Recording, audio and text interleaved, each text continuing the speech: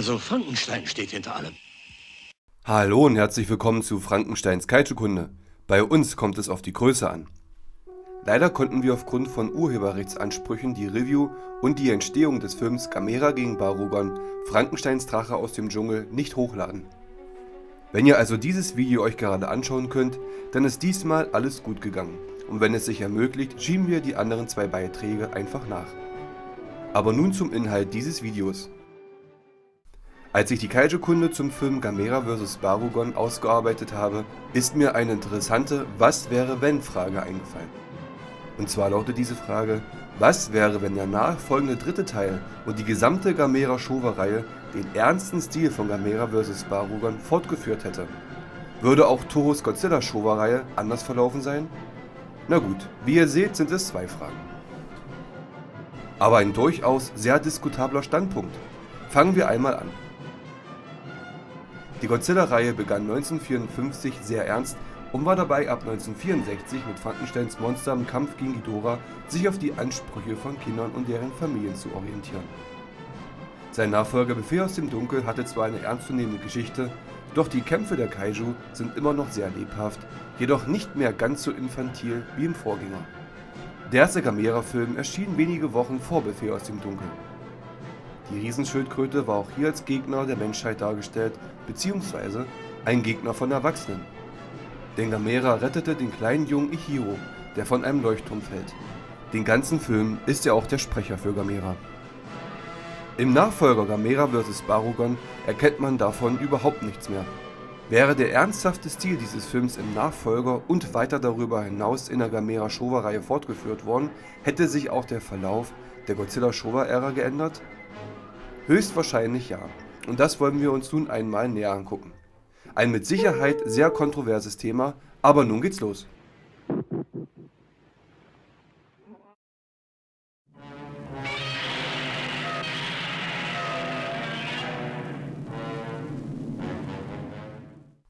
Toho hatte zwar vor Gameras ersten Filmauftritt bereits erkannt, dass Kinder und deren Familien die Kaiju-Filme sehr mochten. Jedoch wäre die enorme Infantilisierung niemals so krass geworden, hätte Gamera sich nicht so stark an diese Zielgruppe orientiert. Gamera konnte nämlich gute Besucherzahlen für sich in Anspruch nehmen und Toho musste darauf reagieren. Wäre der ernste Stil von Barugon fortgeführt worden, hätte die Toho keinen Anreiz gehabt, Godzilla weiter so extrem zu verniedlichen. Es war also kein künstlerischer Anspruch, die Godzilla-Reihe mehr und mehr an Kinder anzupassen, sondern Profit. Endlich!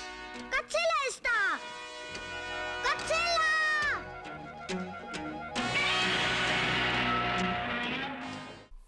Toho wäre aber wahrscheinlich trotzdem in der Situation gewesen, die Godzilla-Reihe in eine andere Richtung zu bewegen. Möglicherweise wäre Godzilla den stilistischen Weg weitergegangen, wie in Godzilla und die Urweltraupen von 1964 zu sehen ist, oder auch wie in Frankenstein der Schrecken mit dem Affengesicht von 1965. Beides sind tolle Filme mit ernsten Botschaften. Somit wäre Minilla nicht entstanden. Der Plot aus Godzillas Sohn wäre sicherlich der gleiche geblieben, jedoch ohne den Godzilla-Bub. Daraus ergibt sich dann auch, dass 1969 Godzilla Attack All Monsters nicht gedreht worden wäre.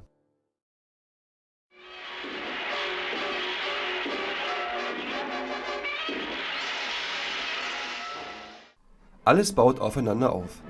Wäre Gamera ernster geblieben, gäbe es kein Minilla und somit würde auch das Kinderkino wegfallen, in dem Kinderschauspieler die Hauptrolle spielen. Schauen wir uns einmal die Produktionen an, die ab 1966 gedreht wurden. Tohos Frankenstein Zweikampf der Giganten ist absolut kein Film für Kinder. Ebenso King Kong Frankensteins Sohn. Außerhalb der Godzilla-Reihe wollte man an den ernsteren Produktionen festhalten, was auch das Anliegen von Regisseur Ishiro Honda war. Sicherlich wären solche Kaiju wie Hedorah und Gigan entstanden, jedoch ohne Kinderschauspieler und weniger Slapstick. Allgemein leiden die Godzilla-Filme der späten Showa-Ära zwischen Heiterkeit und brutalem Ernst. Dies ist gerade bei Godzilla gegen Hedorah und Godzilla gegen Gigan sichtbar.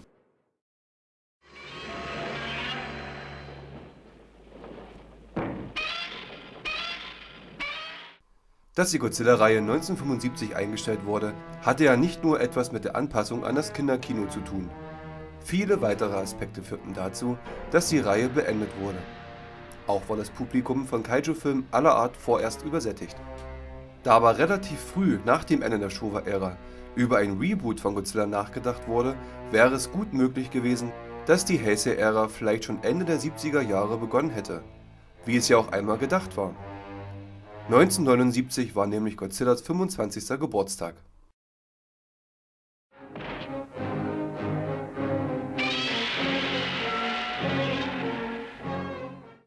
Nun müssen wir allerdings auch die Gegenseite betrachten. Dadurch, dass der Fernseher in immer mehr Haushalten Einzug hielt, hatte die Kinolandschaft mit Einnahmeeinbußen zu kämpfen. So sorgten vielleicht auch gerade die Kinder, die von Godzilla fasziniert waren, dafür, dass die Kleinsten unbedingt mit ihren Eltern in die neuesten Filme gehen wollten. Außerdem eroberte vor allem Ultraman und andere Fernsehserien die Herzen der Kinder und repräsentierte somit auch das Tokusatsu-Genre.